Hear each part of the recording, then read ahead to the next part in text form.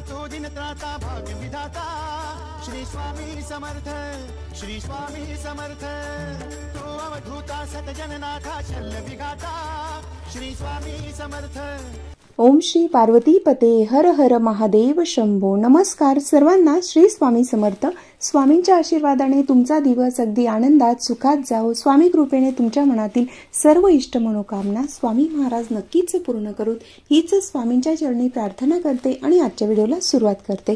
स्वामींचा आशीर्वाद या आपल्या नवीन चॅनलमध्ये सर्वांचं खूप खूप मनापासून स्वागत। तर पहा, पशुपती व्रत हे भगवान शंकरांचं अतिशय दिव्य आणि सर्व इच्छा पूर्ण करणारं असं हे पवित्र व्रत आहे। जे पशुपती व्रत आहे ते किती सोमवार करावे, केव्हा करावे, कसे करावेत आणि केव्हापासून सुरुवात करायची आहे, ही सर्व माहिती आपण घेणार आहोत, म्हणून व्हिडिओ पूर्ण पहा।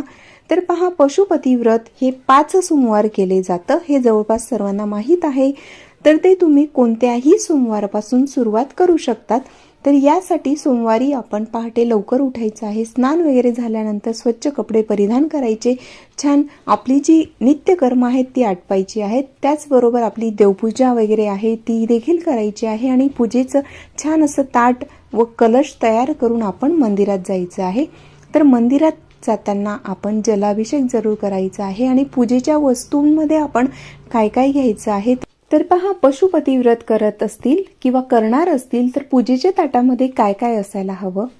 तर सर्वात अगोदर आपण त्याच्यात अक्षता ठेवायच्या आहेत, त्यानंतर आपण अष्टगंध, चंदन, भस्म असेल ते घ्यायचं आहे, त्याचबरोबर आपण हिरवे मूग घेऊन जाऊ शकतात, त्यानंतर धोत्र्याचं फूल, धोत्र्याचं फळ असेल, नारळ म्हणजे श्रीफळ देखील आपण घेऊन जायचं आहे, त्याचबरोबर केळी असेल किंवा सफरचंद असेल, कुठलंही फळ असेल, फुलं घेऊन जायची आहे। शक्यतो पांढरी फुलं मिळाली तर अतिउत्तम, किंवा मग जे असेल ते तुम्ही घेऊन जाऊ शकतात। त्यानंतर की जेव्हा आपण तो पाण्याचा कलश असतो तो घरूनच आपण भरून घेऊन जायचा आहे। पंचामृत आपण घेऊन जायचं आहे, पंचामृत एकत्र केलेलं असेल तरी चालू शकतं, किंवा 5 पदार्थ जे असतात, तूप, दही वगैरे जे पंचामृतमध्ये आपण टाकत असतो ते 5ही पदार्थ वेगवेगळे देखील तुम्ही घेऊन जाऊ शकतात। त्यानंतरचं भगवान महादेवांना अत्यंत प्रिय असणारं म्हणजे बिल्वपत्र। तर बिल्वपत्र आपण न चुकता न विसरता घेऊन जायचं आहे। अगदी 1 बेलपान मिळालं तरीही चालू शकतं, पण प्रयत्नपूर्वक तुम्ही जरूर घेऊन जा। त्याचबरोबर जेव्हा आपण अक्षता ठेवत असतो ताटात, तर त्या अक्षता अखंड असतील याची काळजी मात्र घ्यायची आहे, कारण भगवान महादेवांना कोणतीही वस्तू ही अखंडच अर्पण केली जाते। आणि महादेवांना आपण नारळ देखील फोडायचं नाही, नारळ हे आपल्याला अर्पण करायचं आहे। त्या ताटामध्ये दक्षिणा ठेवायला मात्र विसरायचं नाही। त्याचबरोबर आपण जो पशुपती व्रत करत असतोय तर त्या व्यक्तीने घरी आपण प्रसाद बनवायचा आहे, तर तो तुम्ही शिरा वगैरे काहीही बनवू शकतात। तर तो प्रसाद फक्त गोड असायला हवा, तर तो प्रसाद बनवायचा आहे आणि त्याचे 3 भाग आपण मंदिरात गेल्यानंतर आपण ते तिथे घेऊन जायचे आहेत। त्यातले 3ही आपण तिथे ठेवायचे आहेत, ते आपण पुढे पाहणारच आहोत। तर शिरा वगैरे प्रसाद बनवून घेऊन जायचा आहे, पण लक्षात घ्या जेव्हा तुम्ही घरी प्रसाद बनवतील, विशेष करून मंदिरात घेऊन जाण्यासाठी बनवलेला प्रसाद हा तितकाच बनवायचा आहे जेवढा तुम्ही खाऊ शकतील, कारण त्या प्रसादातून घरी उरवायचं नाही। जेवढा बनवला असेल तेवढा सर्व प्रसाद आपल्याला मंदिरात घेऊन जायचा असतो, हे लक्षात घ्या। असं नाही की आपण थोडा जास्त बनवला आणि त्याच्यातला अर्धा आपण मंदिरात घेऊन गेलो आणि अर्धा घरातील व्यक्तींना खाण्यासाठी ठेवला, असं करू नका। मंदिरात जेवढा बनवायचा असेल तेवढा सर्व आपल्याला मंदिरात न्यायचं आहे, मग ते प्रमाण तुम्ही ठरवू शकतात। त्यानंतर पशुपती व्रतातील अतिशय महत्त्वाचा भाग म्हणजेच आपल्याला मंदिरात दिवे घेऊन जायचे आहेत। तर ते दिवे किती न्यायचे, तर आपल्याला पशुपती व्रत हे 5 सोमवार केलं जातं। प्रत्येक सोमवारी आपल्याला 6 दिवे घेऊन जायचे आहेत आणि हे दिवे आपण घरूनच बनवून घेऊन जायचे आहेत। पिठाचे बनवले तरी चालू शकतं, किंवा तुम्ही ते पंती असते किंवा त्या दिवे असतात जे दिवाळीत वगैरे आपण लावतो तेही तुम्ही घेऊन गेले तरीही चालू शकतं। दिवे हे तेलाचे किंवा तुपाचे तुम्ही जमतील त्या पद्धतीने घेऊन जाऊ शकतात। त्यानंतर ते 6 दिवे आपण घरूनच तयार करून घेऊन जायचं आहे मंदिरात. आणि पूजेला गेल्यानंतर सर्वात महत्त्वाचं की शक्यतोवर आपण काळ्या निळ्या रंगाचं वस्त्र त्या दिवशी परिधान करायचं नाही, केस मोकळे ठेवायचे नाहीत, नखं कापायचे नाहीत आणि परान्न चुकूनही घ्यायचं नाही. शक्यतोवर जमल्यास आपण उपवास करायचा असतो, तर सोमवारी आपण उपवास करायचा आहे. उपवासाला तुम्ही दूध, चहा, फळं वगैरे असं घेऊ शकतात आणि त्यानंतर संध्याकाळी तुम्ही उपवास सोडायचा आहे. तर पहा, आता मंदिरात गेल्यानंतर हे सर्व साहित्य घेऊन आपण मंदिरात जायचं आहे आणि विशेष करून ही पूजा मंदिरातच करायची आहे. मंदिरात सकाळी आपण जायचं आहे. सकाळी म्हणजे अगदी 8, 9 किंवा 10 वाजता जसं तुम्हाला जमेल त्या पद्धतीने मंदिरात जायचं आहे. मंदिरात गेल्यानंतर शिवलिंगावर अभिषेक घालायचा आहे. अगोदर पाण्याने अभिषेक करायचा, त्यानंतर पंचामृताने करायचा, नंतर पुन्हा पाण्याने करायचा आणि अशा पद्धतीने छान अभिषेक झाल्यानंतर भगवान महादेवांना आपण अष्टगंध नेलं असेल, चंदन नेलं असेल, ते उगाळून तुम्ही चंदन घेऊन जातात. चंदनचं लाकूड असतं ते घासून तुम्ही घेऊन गेले तर अतिउत्तम, तसंही करू शकतात. तर महादेवांना छान पंचोपचारी पूजा करायची आहे. चंदन, अष्टगंध लावायचा आहे, अक्षता अर्पण करायच्या आहेत, धूप दीप लावायचा आहे. सर्वात महत्त्वाचं की आपण धूप दीप त्या ठिकाणी प्रज्वलित करूनच पूजेला सुरुवात करायची आहे.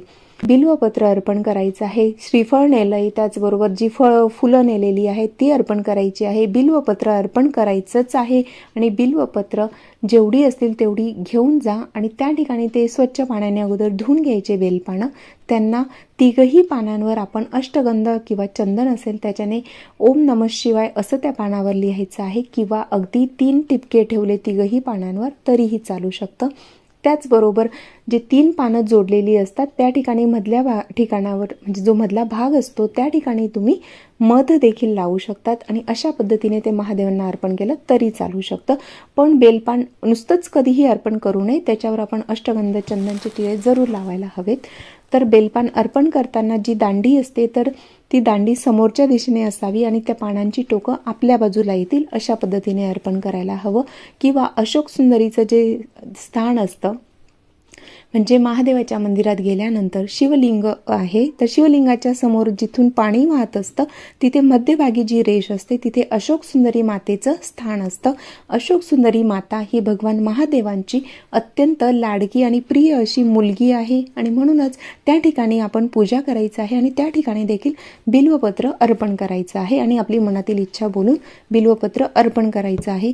अशा पद्धतीने सर्व पूजा करायची आहे. धूप दीप ओवाळायचं आहे, फळं फुलं अर्पण करायची आहेत आणि त्या ठिकाणी तुम्ही खडी साखर किंवा गुळ जे काही असेल त्याचा प्रसाद नेला असेल किंवा पांढरी मिठाई असेल तर तो प्रसाद अर्पण करायचा आहे. मनोभावे पूजा अर्चा करून मग नमस्कार करायचा आणि नंतर घरी यायचं आहे. शिवलिंगावर अभिषेक केलेल्याचं तीर्थ येताना घरी थोडं तरी आपण आणायला हवं. खाली हाताने कधीही येऊ नये, हे त्यामागे शास्त्र आहे. म्हणून आपण अभिषेक केल्याचं तीर्थ थोडं तरी आपण त्या तांब्यामध्ये घेऊन यायचं आहे. त्यानंतर आपण महादेवांना तुमची जी काही इच्छा असेल ती सांगून नंतर आपण घरी यायचं आहे. तर पूजा झाल्यानंतर आपण आपल्या घरीच यायला हवं. असं नाही की पूजा झाल्यानंतर दुकानात आपलं काही काम असेल किंवा अजून कोणाच्या घरी जायचं असेल किंवा काय असेल असं चुकूनही करू नका. कधीही पूजेला गेल्यानंतर पूजा झाल्यावर आपल्या स्वतःच्याच घरी यायचं आहे. तर अशा पद्धतीने सकाळी आपण ही पूजा करायची आहे. छान पंचोपचारी पूजा अर्चा करायची, धूपदीप दाखवायचा आणि आपण नमस्कार करून घरी यायचं आहे. त्यानंतर तो ताट आपण तसाच ठेवायचा आहे. दिवसभर आपण फराळाचं म्हणजे दूध वगैरे फळं असं तुम्ही खाऊ शकतात इच्छा असेल तर, किंवा नाही खाल्लं तर जसं तुम्हाला जमेल त्या पद्धतीने. त्यानंतर पुन्हा संध्याकाळी आपल्याला प्रदोष काळात आपल्याला महादेवांची सोमवारी पूजा करायची आहे. तर त्यासाठी बघा, ही झाली आपली सकाळची पूजा आणि सोमवारी संध्याकाळी देखील पूजा करायची असते. सकाळी जो पूजेचा ताट आपण तयार केलेला आहे तो मंदिरातून आणल्यानंतर आहे तसाच ठेवायचा. त्याच्यात अष्टगंध चंदन हे सकाळी आपण थोडं जास्तच ठेवायचं आहे, कारण तेच पूजेचं ताट आपल्याला संध्याकाळी पुन्हा न्यायचं असतं म्हणून. तर त्याच्यात आता आपल्याला काय ठेवायचं आहे, तर संध्याकाळी त्या पूजेच्या ताटात सर्व आहे तसं ठेवायचं. म्हणजे अगोदरचा आहे त्याच्यामध्ये फक्त काही वस्तू ठेवायच्या असतात, जसं फुलं असतील, बेलपान असेल किंवा प्रसाद असेल तर आता बेलपान वगैरे हे सर्व ठेवायचं आणि 6 दिवे आपल्याला घेऊन जायचे आहेत, जसं मी अगोदर सांगितलं. पण दिवे आणि प्रसाद हे आपल्याला संध्याकाळीच न्यायचं असतं. जो शिऱ्याचा किंवा अन्नाचा जो आपण प्रसाद बनवलेला असतो तो आपल्याला संध्याकाळी न्यायचा असतो आणि जे 6 दिवे लावले जातात ते देखील आपण संध्याकाळी घेऊन जायचे आहेत. म्हणून पूजेच्या ताटात ह्या 2 वस्तू न विसरता ठेवायच्या आहेत. त्यानंतर फुलं वगैरे तुम्ही अजून ॲड करू शकतात आणि बेलपान देखील ॲड करू शकतात. त्या ताटात अजून तुम्ही ठेवू शकतात. पूजेच्या ताटातच आपल्याला प्रसाद ठेवायचा आहे. तर शिरा असेल किंवा अजून काय असेल तर शिऱ्याचा प्रसाद बनवला असेल तर तो प्रसाद फक्त महादेवांपुरताच बनवायचा आहे. म्हणजे अगदी प्रसाद बनवला असेल तर तो जेवढा तिथे बनवला असेल तेवढा सर्व प्रसाद मंदिरात घेऊन जायचा असतो. कढईमधील थोडाफार प्रसाद राहू देऊ आणि नंतर घरातलं कोणीतरी खाईल असं करायचं नाही. म्हणून तुम्हाला वाटेल तेवढा योग्य पद्धतीने प्रसाद बनवायचा आहे. त्यानंतर प्रसाद आपण 3 भागात तो आपण करायचा असतो. म्हणून 3 जे काही भांडं असेल किंवा द्रोण असेल ते आपण मंदिरात जाताना आपल्या सोबत घेऊन जायचं आहे.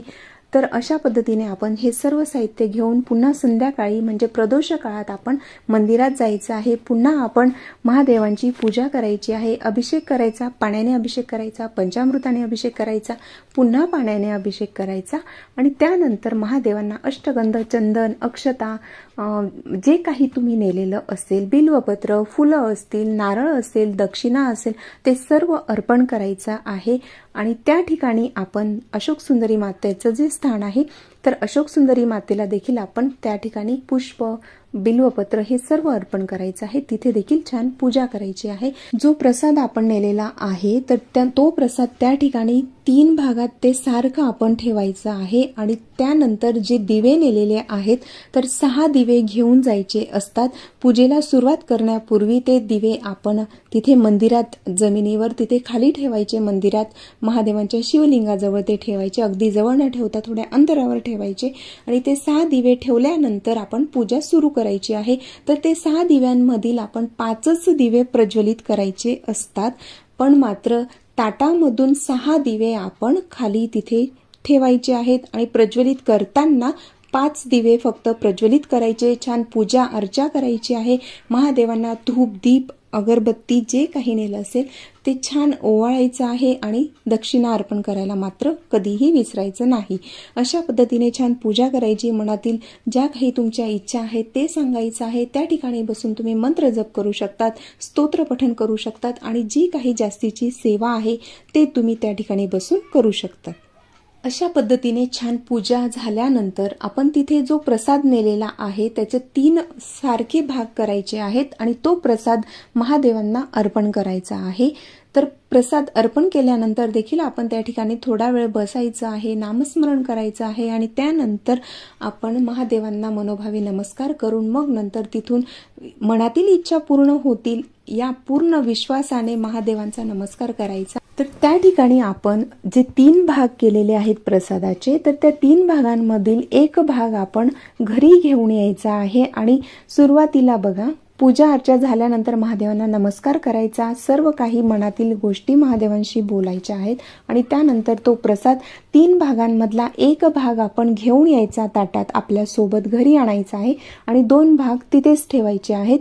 तर महादेवांच्या मंदिरातून येताना आपण तिथे एक भाग आहे तर तो प्रसादाचा एक भाग आणायचा आहे. त्याचबरोबर 6 दिवे आपण तिथे ठेवले होते, त्यातले 5च दिवे आपण प्रज्वलित केलेत आणि त्यातला जो एक दिवा आहे तो प्रज्वलित केलेला नव्हता. तर तो न प्रज्वलित केलेला दिवा आपण उचलून आपल्या ताटात ठेवायचा आणि आपण घरी यायचं आहे. घरी आल्यानंतर आपण मुख्य दरवाजावर अगदी घरात न येता सुरुवातीला आपण आपल्या उंबरठ्याजवळ आपण घरात जेव्हा प्रवेश करतो तर आपल्या उजव्या हाताला प्रवेश करताना उजव्या हाताला तो दिवा प्रज्वलित करायचा आहे. महादेवांचं नामस्मरण करायचं आहे. त्या दिव्यांची पूजा करायची आहे. मंदिरात जेव्हा आपण ते दिवे प्रज्वलित करतो तेव्हा देखील दिव्यांची पूजा करायची आहे. आणि जेव्हा आपण घरी येतो तर घरी आपल्या प्रवेशद्वाराच्या जवळ तो दिवा प्रज्वलित करायचा आहे. त्यानंतरच आपण घरात जायचं आहे. तर सुरुवातीला जेव्हा घरात प्रवेश करतो तर तेव्हा आपल्या उजव्या हाताला तो दिवा लावायचा आहे. दिव्याची छान पूजा करायची आहे आणि मग नंतर आपण घरात जायचं आहे. तो पूजेचं जे ताट आहे ते देव्हाऱ्याजवळ ठेवायचं आहे. घरातील जे शिवलिंग असेल, महादेव असतील, परमेश्वराला आपण नमस्कार करायचा आहे आणि त्यानंतर जेव्हा आपण जे जेवणाचं स्वयंपाक बनवलेला असेल तर त्याचा नैवेद्य महादेवांना म्हणजे आपण तो अर्पण करायचा आहे. आणि जो प्रसाद आपण मंदिरातून आणलेला आहे तो सुरुवातीला ज्या व्यक्तीने उपवास धरलेला आहे किंवा हे व्रत करते त्या व्यक्तीनेच तो प्रसाद खायचा आहे. आणि तो प्रसाद सुरुवातीला आपण त्या प्रसादानेच आपण उपवास सोडायचा आहे. संपूर्ण प्रसाद अगोदर खायचा आणि त्यानंतर इतर पदार्थ खायला सुरुवात करायची असते. अशा पद्धतीने आपण 5 सोमवार हे व्रत करायचं असतं. तर पहा, ह्या व्हिडिओमध्ये आपण की पूजेचं ताट कसं तयार करावं, किती सोमवार करावे, दिवे कसले असावेत आणि सर्वात महत्त्वाचं सकाळी पूजा कशी करावी आणि संध्याकाळी पूजा कशी करावी हे सर्व माहिती घेतलेली आहे. त्यासोबतच अजून एक महत्त्वाची गोष्ट मी तुम्हाला अगोदर सांगितली की दक्षिणा मात्र प्रत्येक सोमवारी अर्पण करायची आहे. आणि त्यानंतरचा अजून एक महत्त्वाचा भाग जो जवळपास तुम्हाला माहीत असेल तरीही मला सांगावंसं वाटते ते म्हणजेच की आपण जेव्हा 5 जे पशुपती व्रत आहे तर 5 सोमवाराचं व्रत जेव्हा सुरुवात करणार असतो तर ज्या वेळेला आपण सकाळी मंदिरात जातो त्या ठिकाणी आपण महादेवांच्या मंदिरात गेल्यावर आपल्या हातात पाणी घ्यायचं आहे, अक्षता घ्यायच्या आहेत, महादेवांना नमस्कार करायचा आहे आणि आपलं स्वतःचं नाव बोलायचं आहे. गोत्र माहीत असेल तर गोत्राचा उच्चार करायचा आहे. आणि हे जे पशुपती व्रत आहे ते तुम्ही कशासाठी करत आहात, महाराजांना म्हणजे परमेश्वराला तर सर्वच माहीत असतं पण आपण आपला भाव व्यक्त करण्यासाठी आपण ते सांगत असतो. तर हे व्रत तुम्ही ज्या कार्यासाठी करत आहात ते परमेश्वराला तुमचं कार्य पूर्ण होण्यासाठी किंवा तुमच्या मनातील इच्छा पूर्ण होण्यासाठी हे व्रत करत आहात असं अगदी मनोभावे सांगायचं आहे. आणि त्यानंतर ते तळहातातील पाणी तामनात सोडायचं आहे. अशा पद्धतीने संकल्प करायचा आहे आणि मग नंतर पूजेला सुरुवात करायची आहे. आणि संकल्प करताना हा हातात पाणी घेऊनच करायचा असतो असं नव्हे. तुम्ही अगदी मंदिरात गेल्यानंतर मनोभावे जरी सांगितलं, अगदी हात जोडून किंवा हातात अक्षता घेऊन महादेवांना विनंती केली की मी 5 सोमवार हे व्रत करते आणि असंही सांगितलं तरी चालू शकतं, जसं तुम्हाला जमेल. फक्त आपली श्रद्धा आणि विश्वास महत्त्वाचा असतो. तर अशी ही माहिती होती. आवडली असेल तर इतरांपर्यंत जरूर शेअर करा, त्यांना देखील ह्या माहितीचा नक्कीच उपयोग होऊ शकतो. ओम श्री पार्वती पते हर हर महादेव शंभो. श्री शिवाय नमस्तुभ्यम.